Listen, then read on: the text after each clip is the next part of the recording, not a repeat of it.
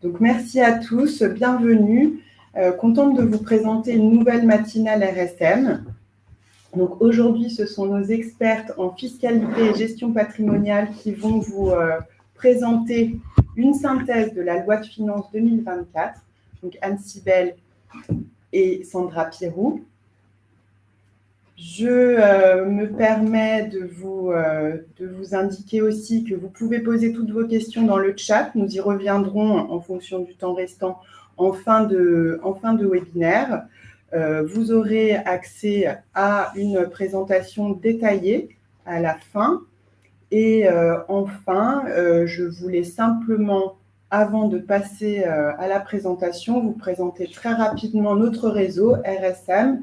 Donc, en France, nous sommes présents dans plus de 16 bureaux, dans les principaux pôles économiques, et nous sommes rattachés à un réseau international présent dans 120 pays. Voilà, et donc nos métiers, ce sont l'accompagnement des entreprises en audit, expertise comptable et conseil. Donc, je vous souhaite un bon webinaire et je passe à présent la parole à Anne et Sandra. Merci Élise. Bonjour à tous. Donc, nous allons vous présenter assez rapidement, car le temps court, les dispositions de la loi de finances pour 2024. Donc, à noter que cette loi de finances pour 2024 ne contient pas de grandes mesures phares ni innovantes, mais plutôt des mesures techniques, sectorielles, des adaptations, des transpositions de règles internationales et européennes. Oui, donc cette loi de finances est plutôt basée donc sur 3 à 4 axes cette année. Donc, comme l'a dit Anne, donc vraiment une loi de finances technique et sectorielle basée sur la transition écologique, le développement durable. Voilà, comme nous en entendons parler énormément. Tout ça dans un contexte de contraintes budgétaires, voilà, avec un axe cette année sur le contrôle fiscal, qui s'adapte dans ce monde qui évolue énormément. Et puis, nous ne pouvons pas l'oublier, la crise du logement. Donc voilà, cette loi de finances prend également des mesures pour la crise du logement. Cette loi de finances, cette année, a été mise en place notamment avec le recours au 49.3, donc qui laissera des traces dans cette loi de finances de l'année 2024. Mais on a quand même eu des débats parlementaires, il y a quand même eu un échange. Donc, puisqu'on voit que de nombreux amendements ont été déposés, environ 800 amendements. Voilà, et donc en termes d'introduction, donc nous souhaitions vous rappeler donc, la mise en application de cette loi de finances. Donc, concernant toutes les mesures qui concernent l'impôt sur les sociétés, ce sont des mesures qui s'appliqueront aux exercices clos à compter du 31 décembre 2023 pour toutes les entreprises qui relèvent de l'impôt sur le revenu, donc des revenus catégoriels. Ce sont des mesures qui concerneront donc les revenus de l'année 2023. En ce qui concerne l'impôt sur le revenu, ce sont des mesures concernant l'année 2024 et en général, donc toutes les autres mesures s'appliqueront à compter du 1er janvier 2024. Donc voilà, cette loi de finances, nous allons vous la présenter succinctement, comme nous l'avons dit, donc en 45 minutes. Donc nous allons la présenter sous forme de 7 parties, voilà, rapidement.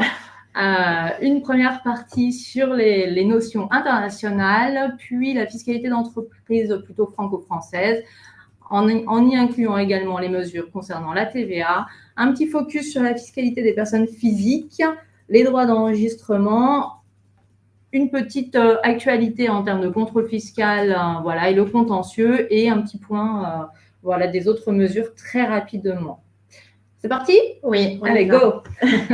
La fiscalité internationale.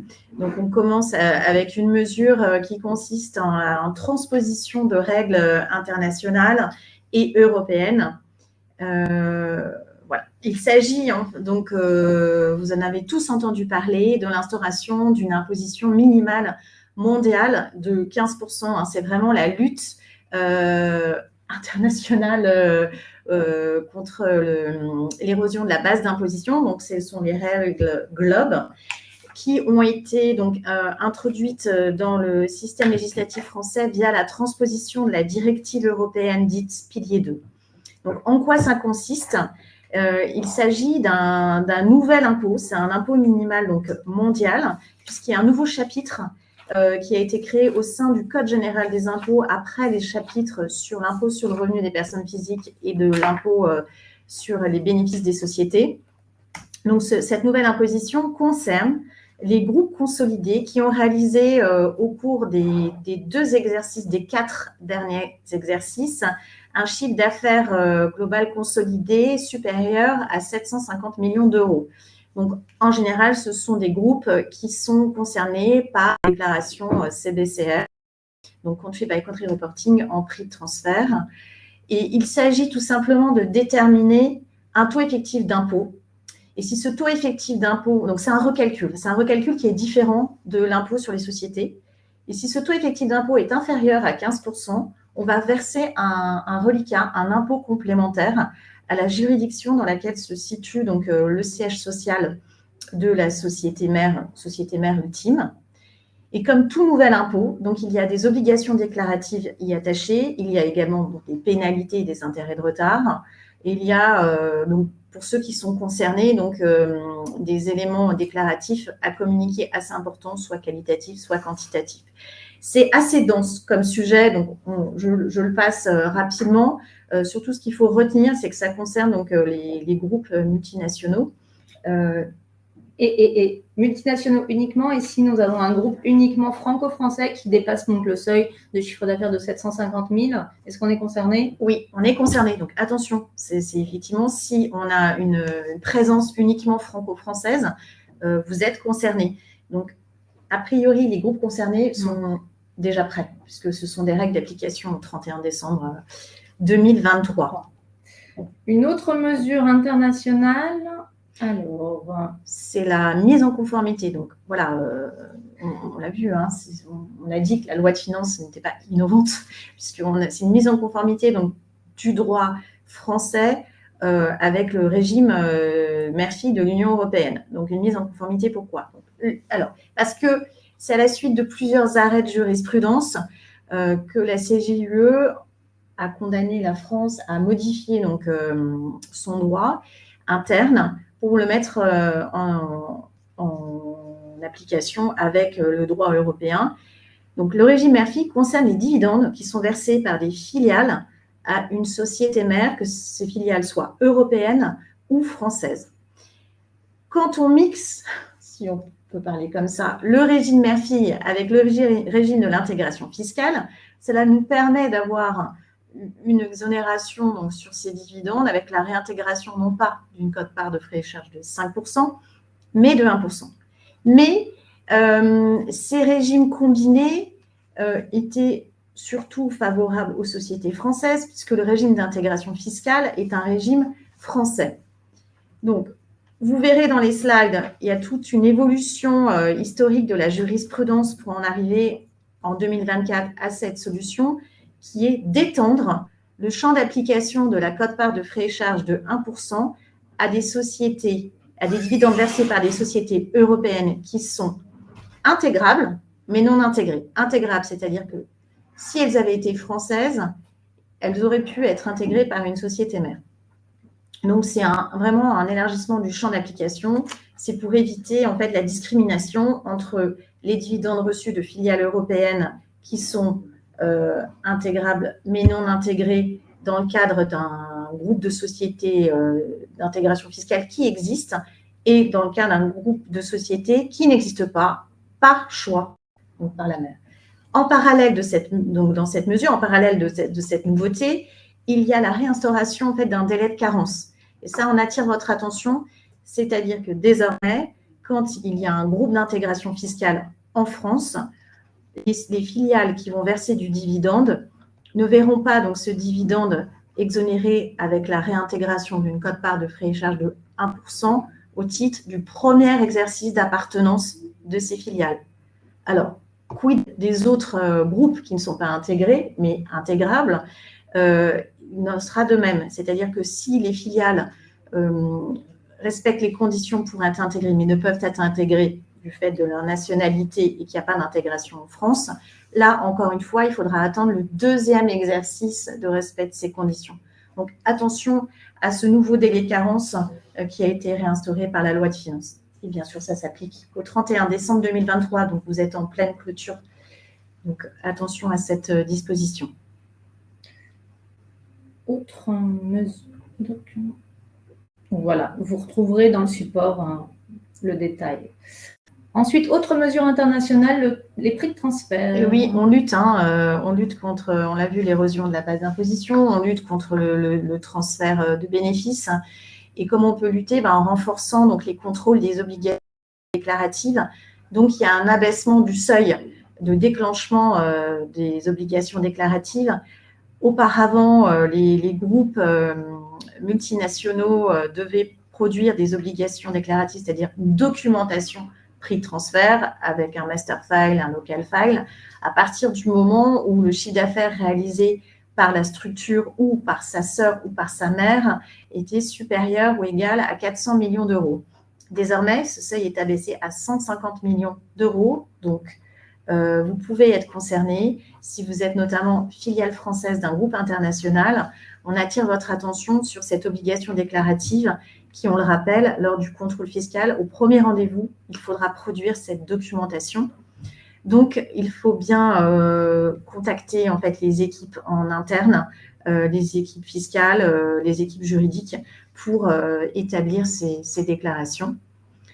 En parallèle de renforcement donc, et de l'abaissement de ce seuil de déclenchement, on a une nouvelle procédure qui permet à l'administration fiscale de vérifier et de rectifier les valeurs de certains actifs qui sont transférés, certains actifs incorporels qui sont difficiles à évaluer parce que ce sont des actifs qui n'ont pas de comparable. Donc, en général, l'administration fiscale a 3 ans pour contrôler, pour déclencher un contrôle fiscal et donc éventuellement redresser l'impôt sur les bénéfices. Avec cette nouvelle mesure, l'administration fiscale bénéficie d'un délai de reprise, ce qu'on appelle un délai de reprise, de 6 ans. Donc, il faut être assez vigilant sur ces nouveautés. Next. On quitte l'international pour partir sur le franco-français. Le franco-français, voilà. Avec, voilà. Alors, avec une notion qui concerne la fiscalité locale. Voilà, donc dans cette loi de finances, il y a plusieurs points sur la fiscalité locale. On a décidé de se focaliser uniquement sur celle qui nous intéresse, la suppression de la CVAE. Vous en avez tous entendu parler. Donc, la CVAE aurait dû, donc, la cotisation sur la valeur ajoutée des entreprises, pour rappel, aurait dû être supprimée en 2024. Bon, finalement, elle devrait, on garde vraiment le terme devrait, être supprimée à compter de 2027. En attendant cette suppression définitive, il y aura un abaissement du taux d'imposition donc, à la CVAE, comme vous pouvez le voir donc, dans le tableau qui est diffusé. Et donc, on passe de 0,28 à 0,19 puis 0,09 pour les plus importants chiffres d'affaires d'imposition. Donc, c'est quand même une imposition moindre. En parallèle de cette baisse significative du taux, on a une augmentation des taxes des chambres de commerce et d'industrie pour permettre un peu leur survie. Alors ensuite, comme l'a dit Sandra, c'est la crise du logement. Donc là, pas de nouveauté, mais une prorogation d'un régime de faveur en ce qui concerne les plus-values réalisées par les sociétés soumises à l'IS lorsqu'elles cèdent des bâtiments à usage professionnel qui vont être transformés par l'acquéreur en logements d'habitation. Donc, c'est une prorogation et donc jusqu'au 31 décembre 2026, on pourra appliquer un taux réduit sur cette plus-value à hauteur de 19%. Attention, on le rappelle, c'est un engagement de la part de l'acquéreur de transformer ces locaux en locaux d'habitation et il y a des règles strictes d'application. C'est un peu long. Oui, pardon pour la technique, ça arrive. Voilà. L'intégration fiscale. Alors, on y retourne. Donc, l'intégration fiscale. Donc, comme on l'a vu très rapidement avec le régime Murphy, donc l'intégration fiscale concerne les sociétés françaises et l'une des conditions pour être en intégration fiscale, pour constituer un groupe, c'est le seuil de détention. C'est-à-dire que la société mère doit détenir 95% ou plus du capital de ses filiales. Et la mère ne doit pas elle-même être détenue à plus de 95% par une société soumise à l'IS. Or, que se passe-t-il quand ces sociétés bénéficient donc d'un plan d'actionnariat salarié? Alors, la loi prévoit qu'on exclut en fait du calcul, pour déterminer ces chaînes de détention, l'actionnariat salarié dans une proportion de 10%. Ce qui veut dire que toutes les actions détenues par les salariés on fait abstraction de ces actions. Mais que se passe-t-il si le salarié, en fait, quitte la société concernée? Est-ce que, du coup, on va retenir compte de sa détention, ce qui pourrait abaisser le seuil et donc peut-être mettre fin à l'intégration fiscale pour une des filiales? Eh bien, la loi de finances pour 2024 a décidé que non, sous certaines conditions. C'est-à-dire qu'afin de promouvoir l'actionnariat salarié dans les groupes économiques, il a été décidé que lorsqu'un salarié quitte une société d'un groupe économique, et non pas du groupe d'intégration fiscale, vraiment du groupe économique qui a un plan commun peut-être avec d'autres sociétés qui ne sont pas dans le périmètre d'intégration fiscale, et que ce salarié va être embauché par une des sociétés du groupe économique, cette mesure en fait perdure, c'est-à-dire qu'on fera toujours abstraction de ces actions détenues par le salarié pour déterminer le seuil. Oui, 95%. Tout à fait. Ah, oui. Un des axes de cette loi de finances, voilà, un crédit d'impôt au titre de l'industrie verte. Oui, un peu d'écologie. Donc, alors, c'est un crédit d'impôt sectoriel car ça concerne certaines entreprises donc du secteur de l'énergie solaire, donc des batteries, production de batteries, panneaux solaires, pour donc les sociétés de turbines éoliennes et de pompes à chaleur. Voilà. Donc, le CI3V. Donc, c'est un crédit d'impôt. Ce qui est important de retenir, c'est que ce crédit d'impôt va être soumis à un agrément préalable de l'ADEME. Donc, le ministère des Finances publiques va être assisté de l'ADEME pour pouvoir accorder donc, ce crédit d'impôt aux sociétés concernées. Vous verrez dans les slides en détail les dépenses qui sont éligibles. Hein. On ne va pas faire l'inventaire. Ce qu'il faut retenir, c'est que sont éligibles les sociétés du secteur donc, et non pas les investissements en la matière. Voilà, il faut déjà être une entreprise qui fournit des panneaux solaires, etc. Voilà. Tout à fait. Voilà. Ça, c'est très important. Ensuite, les jeunes entreprises innovantes. Voilà, on est toujours dans l'innovation. Un nouveau statut qui a été mis en place.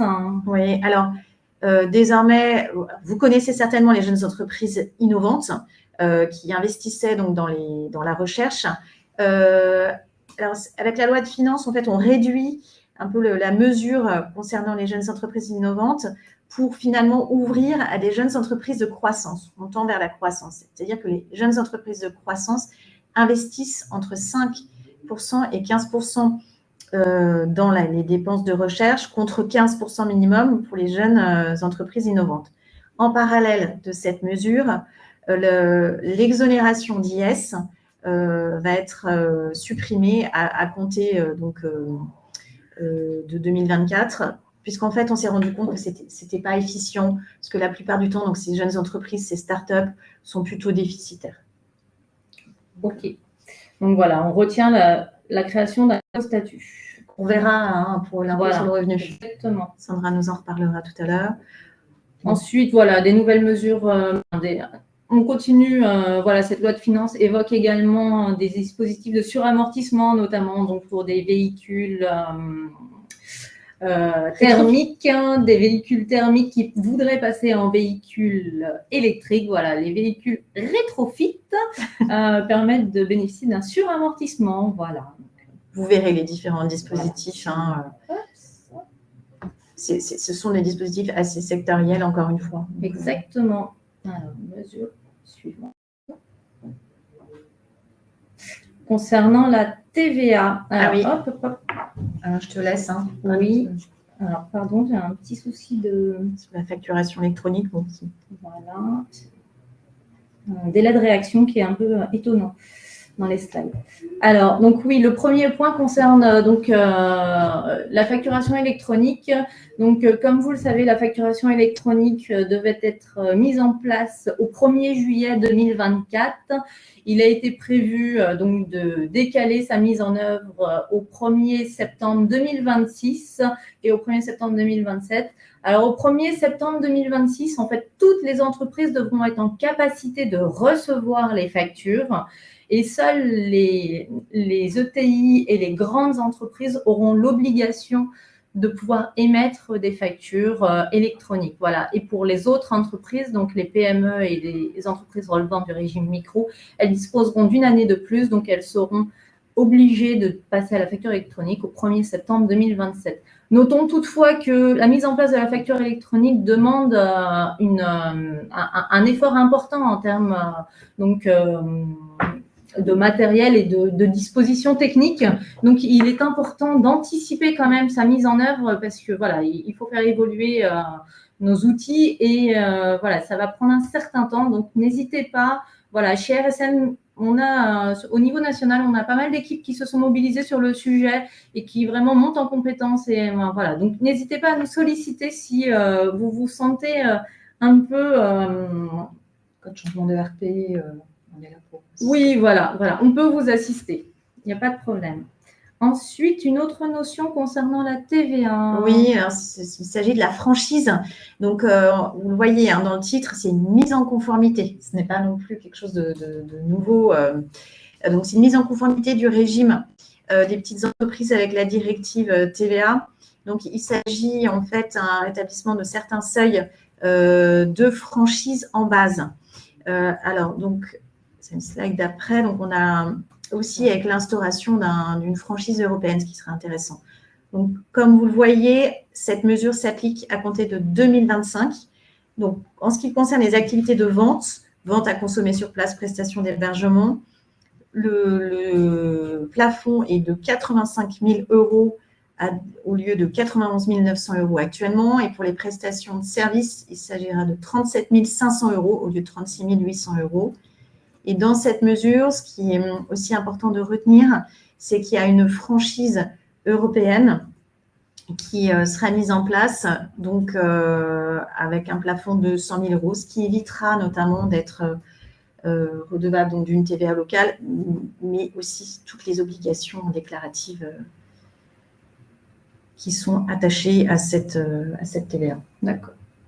Et on passe à l'art, je pense. Non, l'importation. TVA à l'importation. Avant de passer à l'art. La TVA à l'importation. Donc, on est plutôt dans cette mesure. Il y a deux points importants. La première, c'est un peu une lutte contre la fraude à la TVA ou l'évitement. Alors, il s'agit donc de l'aménagement de règles relatives au dropshipping. Alors, le dropshipping, c'est une livraison donc directe par un intermédiaire, par un fournisseur, mais la vente se fait entre un intermédiaire et un particulier. Donc, en fait, c'est la vente à distance de biens importés. Un exemple, on a un intermédiaire allemand qui va vendre à un particulier français en ligne par une plateforme et cet intermédiaire allemand va acheter un bien en Chine. Donc, il s'agit bien d'une importation puisqu'on est avec un pays tiers, mais c'est une vente à distance puisqu'il s'agit d'une vente à un particulier, donc non assujetti. Donc, dans cette situation, le fournisseur chinois va livrer directement au particulier français le bien qui lui a été commandé par l'intermédiaire allemand. Or, sur quelle base va être collectée la TVA à l'importation? La plupart du temps, c'est sur le prix, en fait, sur le montant hors taxe correspondant à la commande par l'intermédiaire et non pas par le particulier. Donc, ce qui va être un manque à gagner pour l'État français notamment, c'est la marge qui est faite par l'intermédiaire. Donc, pour éviter cela, il y a un inversement en fait des règles du redevable de la TVA à l'importation et désormais, c'est l'intermédiaire qui sera redevable de cette TVA à l'importation. C'est vraiment parce que l'État est lésé. Donc, deuxième mesure dans cette directive taux. Donc là, TVA sur l'art. Oui. Voilà, donc les marchands d'art étaient concernés jusqu'à maintenant, en fait, lorsqu'ils vendaient une œuvre d'art, ils appliquaient la TVA sur marge. Depuis le 1er janvier 2024, donc cette loi de finances vient régulariser une situation, voilà, pour homogénéiser un peu le traitement au niveau de l'Europe. Et donc, toute œuvre d'art qui arrivera sur le marché français pour la première fois, donc dès lors que l'artiste met son œuvre sur le marché ou alors qu'un vendeur, un marchand d'art importe une œuvre sur le marché français, l'œuvre sera soumise à une TVA de 5,5% sur la totalité de son prix. Voilà, donc c'est une mise en conformité. Ensuite, alors il y a d'autres mesures TVA, mais vous le verrez dans les slides, parce que là il y a quand même des dispositions relatives. On passe à la para-hôtellerie. Voilà, une dernière mesure concernant la TVA que nous souhaitions vous évoquer parce que ça a quand même fait pas mal parler. Alors, la para-hôtellerie, donc cette loi de finances au niveau de la TVA vise à vraiment distinguer donc le secteur hôtelier du secteur résidentiel. Voilà. Et donc, la loi de finances vient préciser que l'activité d'hôtellerie et par conséquent de para-hôtellerie ne supporte de la TVA qu'à la condition que cette activité soit réalisée dans un contexte de 30 nuits consécutives. Voilà, le bien ne peut pas être mis à la disposition de l'occupant plus de 30 nuits consécutives et le bien doit être offert à la location avec 3 des 4 services. Donc, nous vous les rappelons, qui sont donc l'accueil, le ménage pendant le séjour, la fourniture de linge et enfin le petit déjeuner. Merci. Voilà. Donc, si l'occupant peut disposer de 3 de ces 4 services pendant son séjour et qu'il ne peut pas utiliser le bien plus de 30 nuits, c'est-à-dire le bien est donc considéré comme une activité para-hôtelière ou hôtelière et donc voilà, la TVA s'appliquera. En fait, cette disposition, elle est mise en œuvre là cette année en 2024, surtout pour régulariser donc l'activité de para-hôtellerie et d'hôtellerie, notamment donc avec l'arrivée des Jeux Olympiques, donc qui va un peu bouleverser notre pays cet été sur ce secteur hôtelier. Voilà. Ensuite, alors, ça l'IRPP. Ensuite, des mesures concernant la fiscalité des personnes physiques. Oui, donc la loi de finances 2024 donc, actualise le barème de l'impôt sur le revenu. Donc, comme chaque année, voilà, cette année, compte tenu de l'inflation, le barème est revalorisé de 4,8%. Voilà, nous vous l'affichons. Oui, donc concrètement, Sandra, à partir de combien de revenus sommes-nous imposables? Oui. Voilà, donc un contribuable, un foyer constitué d'un membre est imposable cette année à partir de 17 000 € de revenus environ, voilà, compte tenu des décotes, etc., qui sont pratiquées. Ensuite, concernant l'impôt sur le revenu, toujours, donc il y a une disposition qui est prévue, donc applicable à compter du 1er septembre 2025, qui est donc l'actualisation du taux de prélèvement à la source. Voilà, donc tous les foyers fiscaux qui sont constitués donc, de 2 membres, donc lorsqu'un couple déclare ensemble, donc un couple marié ou pacsé déclare ensemble, aujourd'hui, le prélèvement à la source pratiqué par défaut est le taux du foyer, donc est le taux commun. À compter du 1er septembre 2025, ce sera le taux individualisé qui sera appliqué par défaut. Voilà, et le contribuable aura la possibilité d'opter au taux individuel en prenant l'option sur son portail personnel. Voilà, donc ne pas oublier. Voilà, 1er septembre 2025, on a le temps encore. Une autre disposition concernant l'impôt sur le revenu, donc il y a une prorogation du dispositif de Normandie. Le dispositif de Normandie, rapidement, c'est c'est la loi Pinel donc, qui a été étendue et en fait, ça concerne uniquement l'immobilier dans les centres-villes. Voilà. Donc vraiment dans l'axe de la crise du logement, hein, c'est vraiment un dispositif qui vise à rétablir, à effectuer des travaux dans des biens situés en centre-ville. Prolongation de ce dispositif. Ensuite, notre mesure, donc concernant les réductions d'impôts IR-PME. Donc ce dispositif, donc encore une fois, c'est une prorogation, hein, qui est un dispositif qui existe depuis plusieurs années, donc qui permet de bénéficier d'une réduction d'impôt de 18%, avec la création du nouveau statut. Donc comme nous l'avons vu, des jeunes entreprises de croissance et jeunes entreprises innovantes, il est possible pour les souscripteurs de parts de ces sociétés d'avoir une réduction d'impôt IR-PME qui soit boostée à 30 ou 50%, voilà, à la condition que ces entreprises respectent donc les quotas d'investissement comme on l'a vu donc précédemment. Et donc cette réduction d'impôt qui donc est boostée exceptionnellement sur ce secteur, hein, est toutefois plafonnée, voilà, à 22 500 € pour un contribuable seul ou 45 000 € pour un couple. Voilà, à se renseigner sur ce point. Ensuite, une disposition donc, qui vise justement les axes de développer le développement durable et donc la transition énergétique. Alors, c'est la mise en place du plan d'épargne avenir climat.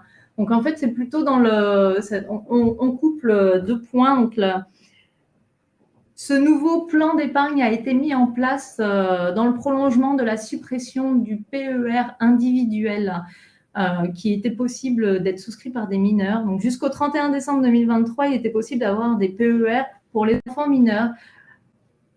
Il y a eu énormément d'abus et donc cette loi de finances a supprimé ce dispositif de PER individuel et l'a remplacé par la mise en place donc, de ce plan d'épargne avenir climat, donc qui est un dispositif qui ne peut être souscrit que par des enfants mineurs, que par des enfants, voilà, des personnes mineures ou âgées de moins de 21 ans. Les sommes qui sont versées sur ce plan d'épargne sont plafonnées à 22 950 € et voilà, les bénéficiaires bénéficieront d'une fiscalité attrayante, c'est-à-dire d'une exonération d'impôts et de prélèvements sociaux s'ils laissent les sommes bloquées pendant 5 ans. Et donc, quand je vous disais que c'était une disposition qui s'inscrivait dans l'axe du développement durable, en fait, les fonds qui seront investis sur ce plan d'épargne seront utilisés pour le financement de la transition écologique.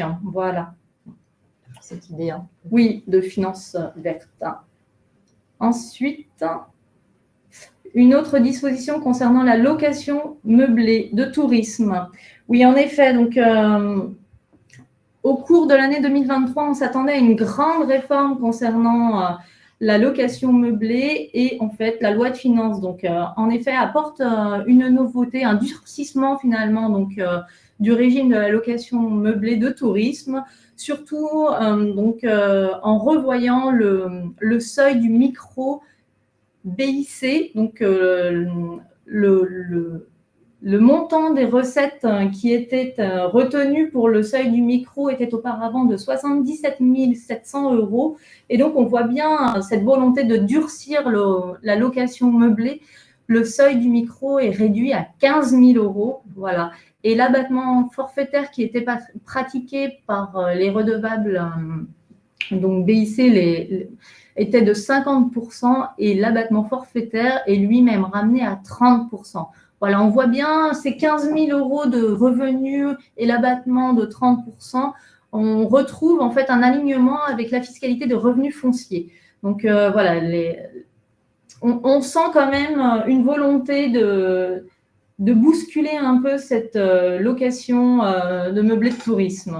Est-ce que c'est pour les JO également notamment, et puis des mesures anti-abus. Hein. Voilà, on sait qu'il y a des difficultés de crise de logement résidentiel en France, donc voilà, on le sait.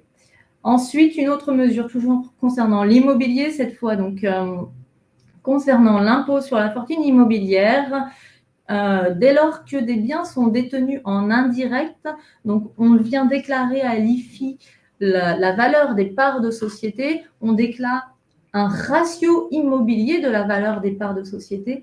Et donc, la loi de finances 2024 vient préciser la façon dont on détermine les dettes qui sont à retenir dans la valeur des parts de société. En fait, auparavant, il n'était pas vraiment précisé quel type de dette il fallait retenir.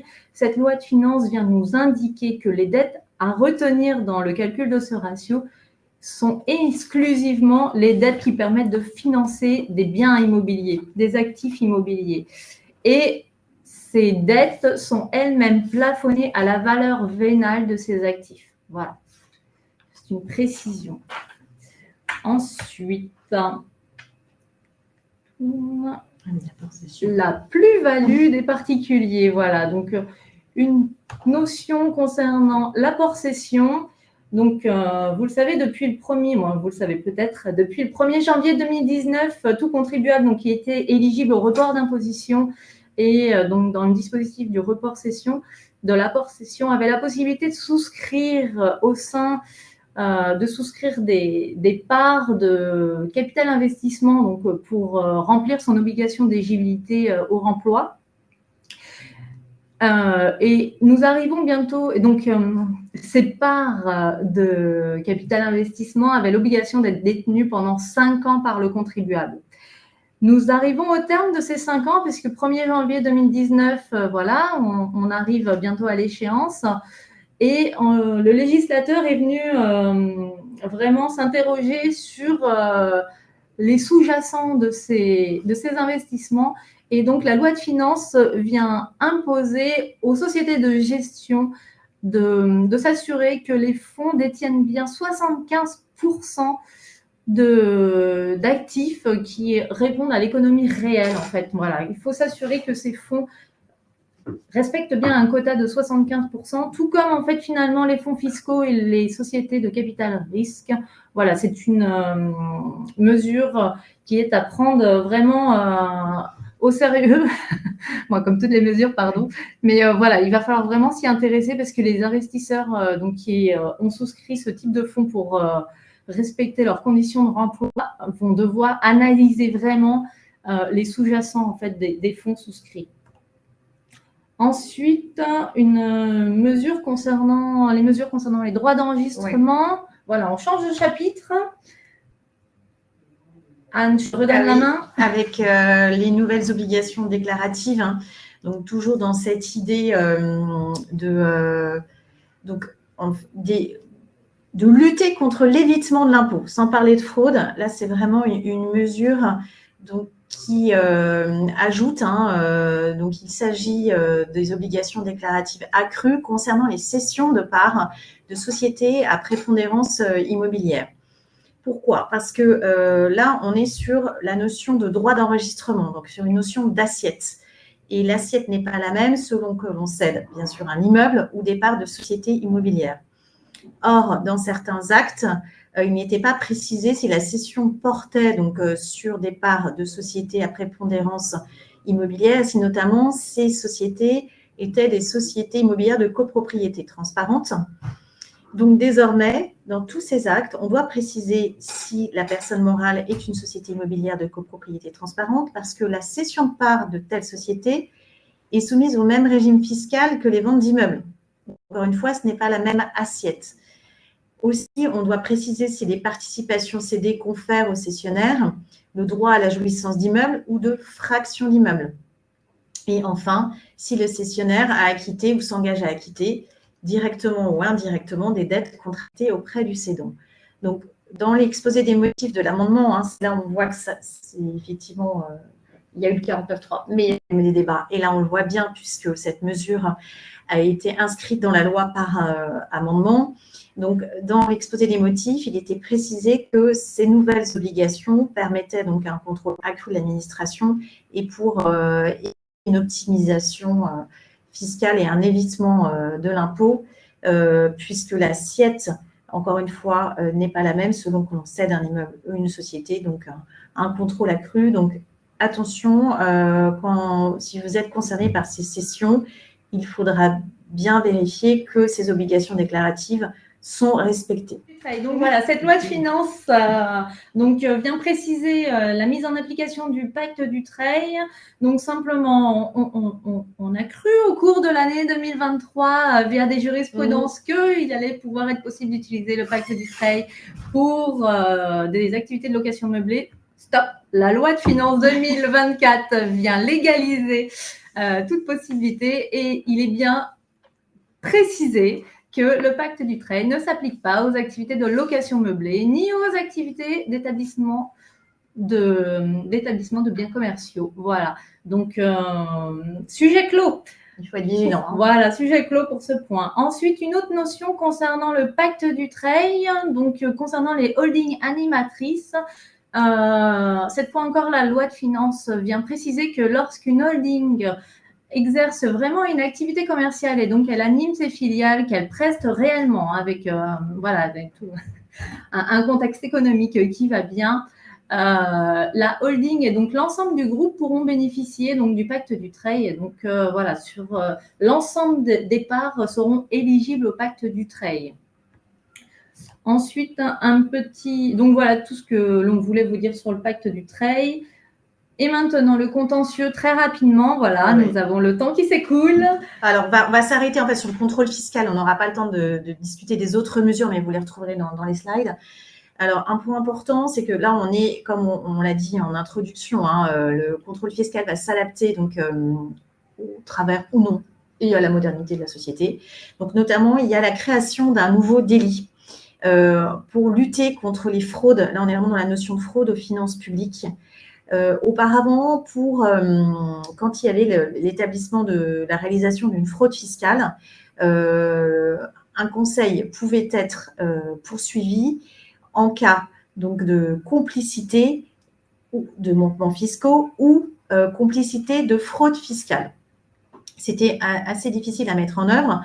Donc, désormais, il y a un délit autonome, non pas de complicité, mais de facilitation de la fraude fiscale. Donc, ça ouvre un peu le champ de poursuite. Alors, on attire votre attention parce que la loi de finances dispose qu'il s'agit donc de faciliter par moyens, services, actes ou instruments juridiques, fiscaux, comptables ou financiers, donc la fraude à l'établissement au paiement total ou partiel d'impôts. Tous les impôts, donc là on l'a précisé, qui sont mentionnés au Code général des impôts, donc sont concernés. Et notamment pour les conseils, il faudra prêter attention parce que si l'on voit la description donc des services qui peuvent être mis en œuvre pour faciliter cette fraude, on pourrait, par inadvertance, en fait, être visé par cette mesure.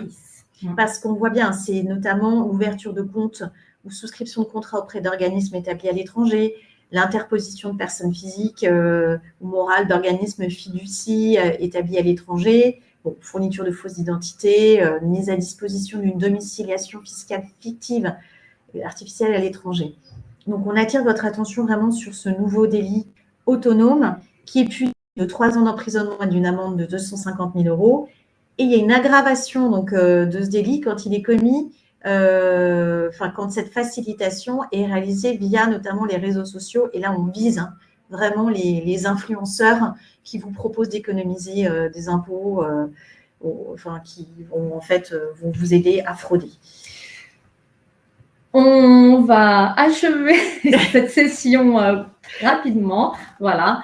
Donc, merci beaucoup Sandra et merci beaucoup Anne pour toutes ces précisions très détaillées dans un temps record, il faut le dire. Donc, il y a quelques petites questions. Nous en avons 3. Est-ce que vous pouvez regarder rapidement quelles réponses nous pouvons apporter?